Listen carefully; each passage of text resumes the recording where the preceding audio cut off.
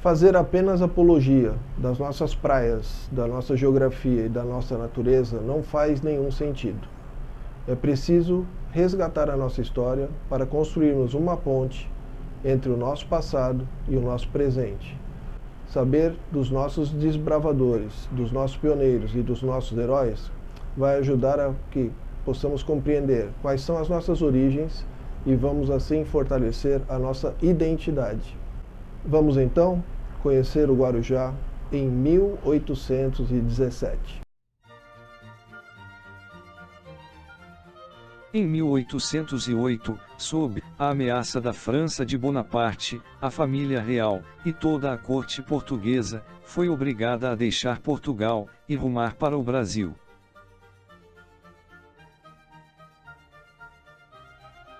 A presença da corte, em sua colônia além-mar, foi se prolongando.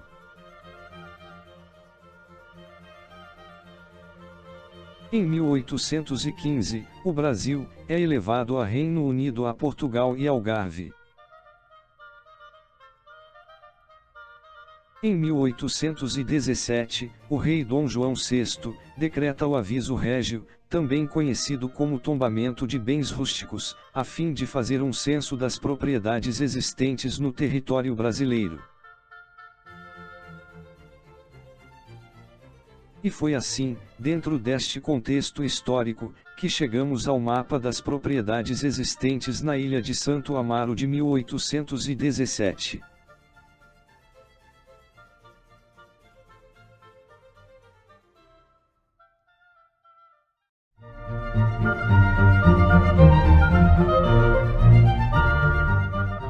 A pesquisa ela surgiu a partir do momento que eu estava constando dados na internet, pela necessidade de fazer um artigo, de produzir um artigo, e eu encontrei dados relacionados a propriedades em 1817, como fruto do aviso régio ou tombamento de bens rústicos de 1817, e eu percebi que os nomes dessas propriedades eles eram similares aos topônimos, aos nomes que nós temos hoje no bairro, nos bairros da cidade, em vários lugares da cidade. Então eu criei a associação e percebi que era importante explorar melhor aquilo e surgiu uma pesquisa relacionada ao tema.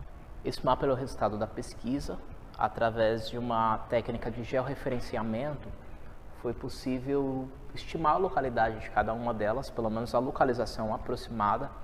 Vale lembrar que nesse período do século XIX, as divisas elas são um pouco difíceis de se delimitar, de se delinear, mas visto que uma das condições do aviso régio era que cada proprietário declarasse tanto o seu vizinho da direita quanto o seu vizinho da esquerda, com isso foi possível determinar aproximadamente o local de cada uma das propriedades. Ainda mais porque boa parte delas permaneceu com o mesmo nome na atualidade.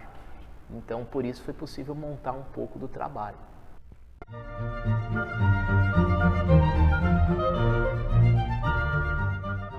A pesquisa relacionada à Ilha de Santo Amaro ela dura pouco mais de um ano. Ele foi publicado no ano passado, agora em 2018, num artigo que eu apresentei no simpósio da UNAERP, e esse ano a pesquisa ela resultou em mais 2 artigos também apresentados no simpósio da UNAERP.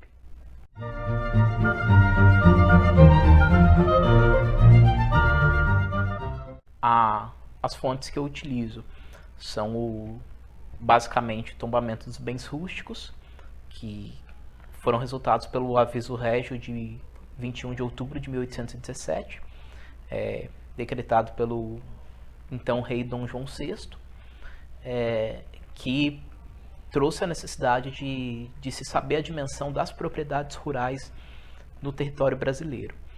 E eu também utilizo as listas nominativas, que ambos os documentos eles estão sob a guarda do Arquivo do Estado de São Paulo.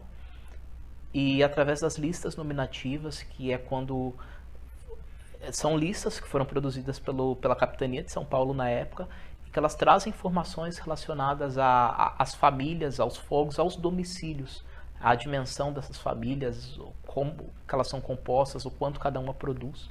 E através desses 2 documentos, principalmente, é que cruzando as fontes, cheguei aí no resultado que veio, enfim, na pesquisa. A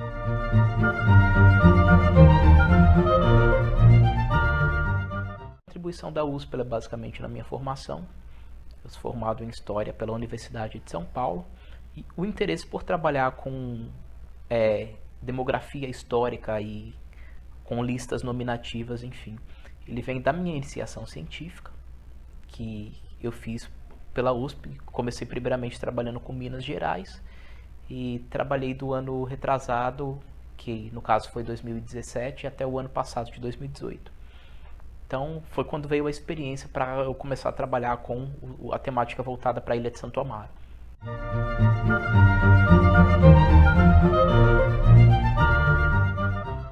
48 propriedades declaradas dentro das dimensões do aviso régio.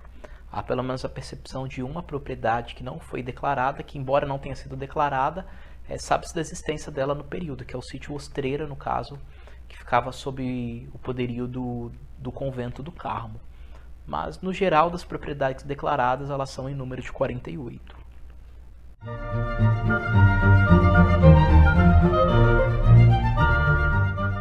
Sim, a grande maioria delas, sim.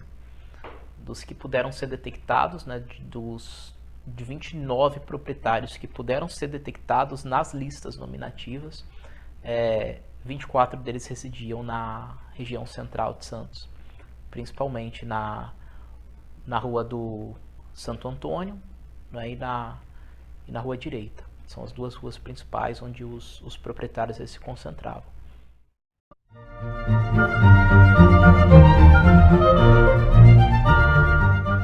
Em tamanho, eu gostaria de destacar as duas maiores, que são, no caso, o sítio Acaraí, que era de propriedade do convento do Carmo, ali na região onde hoje é a Vila Áurea, onde é a região retroportuária, onde passa a Piaçaguela, ela passa inteiramente, praticamente, nessa propriedade, que era Acaraí, e a Paciência.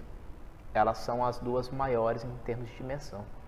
Depois vem o Perequê Guaçu, que é onde hoje é o Perequê, o sítio São Pedro e o sítio Icanhema. Esses são os 5 maiores em dimensão.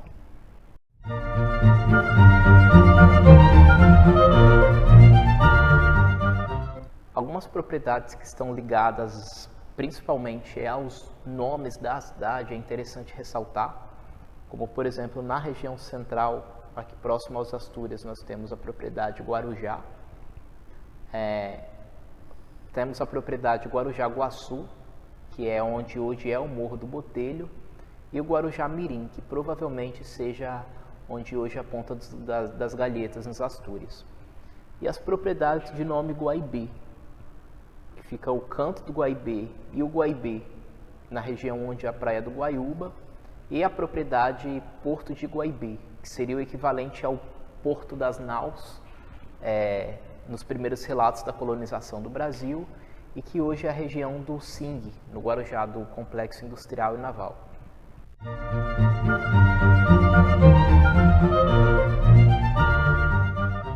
Sim, existe na cidade, na Ilha de Santo Amaro, vivendo na Ilha de Santo Amaro, nesse momento, aproximadamente 50 famílias, que foi a conta que eu cheguei, né, somando-se no caso, os fogos, os domicílios que eles aparentam estar na Ilha de Santo Amaro. Né? Existia uma população flutuante, que no caso eram os escravos, que eles vinham trabalhar nas plantações da ilha em outros períodos, e o que fazia com que a população, no caso, dobrasse. Mas essa média da população fixa na ilha é em torno de pouco mais de 300 pessoas.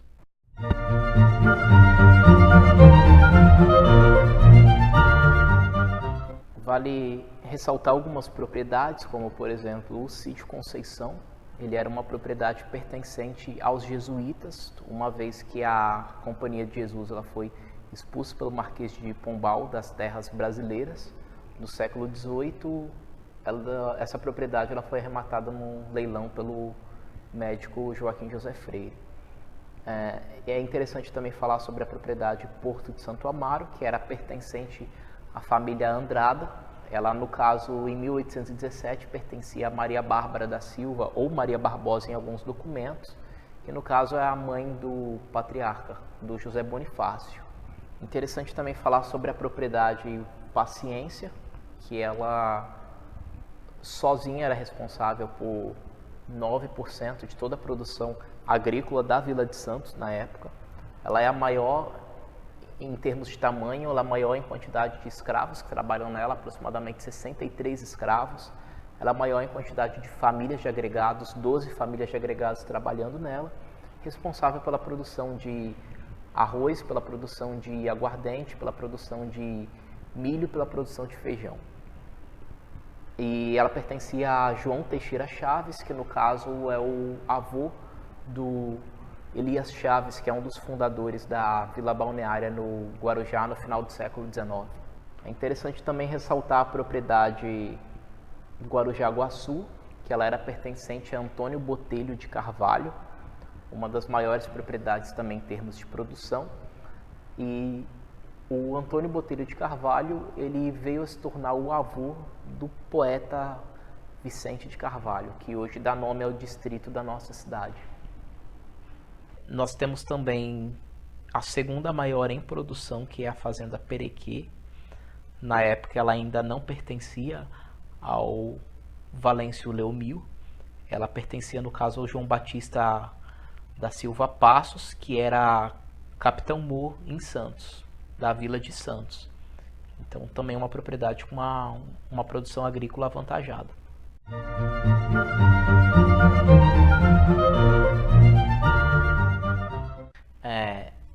Propriedade Perequê, a Fazenda Perequê, hoje é onde é o bairro do Perequê. A propriedade Pernambuco, segue como a vizinha Pernambuco.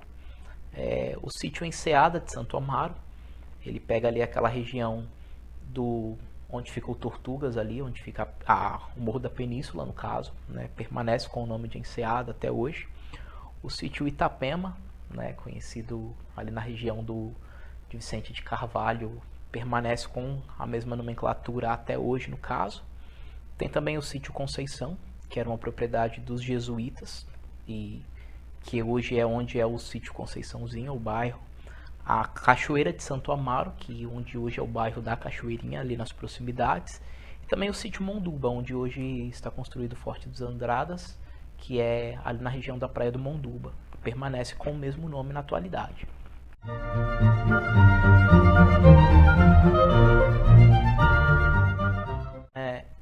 O que é produzido na Ilha de Santo Amaro nesse período principalmente é a farinha de mandioca, que no caso boa parte dessas propriedades elas têm uma certa quantia de produção de mandioca.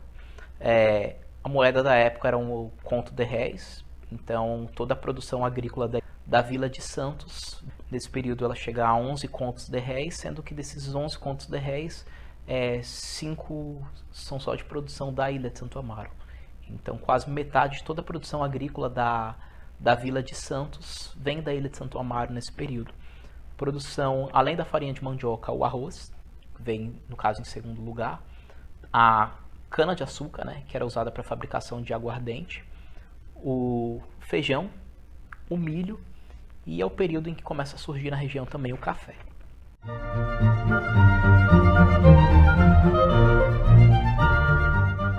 Nenhum desses sítios vivia exclusivamente da pesca, mas a pesca ela aparece como uma atividade complementar no caso de boa parte dessas propriedades agrícolas.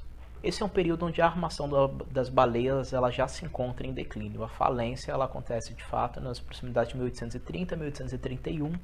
Esse período de 1817 ela ainda conta com uma determinada quantidade de escravos, mas já num período de decadência.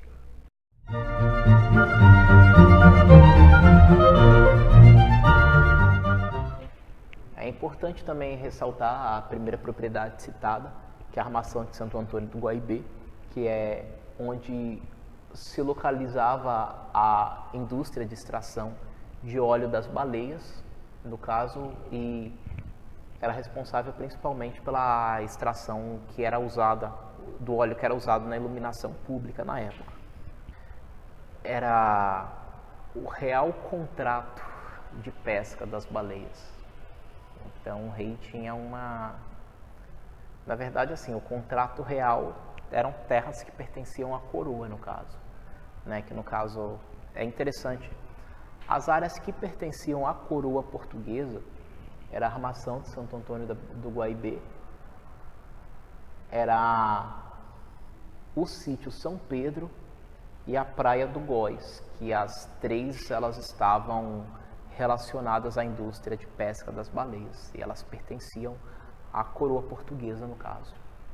Cada um dos proprietários precisava da dimensão dos seus terrenos e se somar das 48 declarações o tamanho dessas propriedades, chega-se a um total de aproximadamente 219 quilômetros quadrados.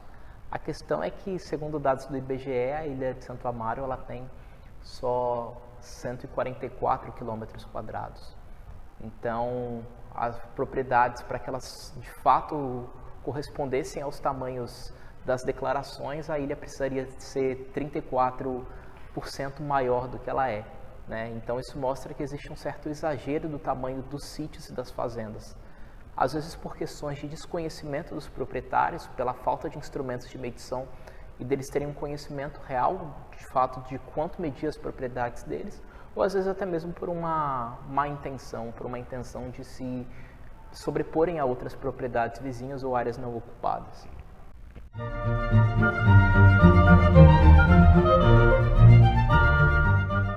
Sou nascido no Guarujá. Eu diria que é uma dívida que, enfim, eu acredito que existe. O Guarujá ele tem uma certa dificuldade, pelo menos na maneira como eu enxergo, das pessoas enxergarem a história do local. Ele é um local que, embora tenha uma história muito rica, essa história, até o momento, ela não está acessível à população da maneira como ela deveria estar. Então, a pesquisa ela vem no intuito de mostrar para o guarujaense, mostrar para as pessoas que moram aqui, que têm esse vínculo com a cidade, que nós temos uma história, e por sinal uma história muito rica.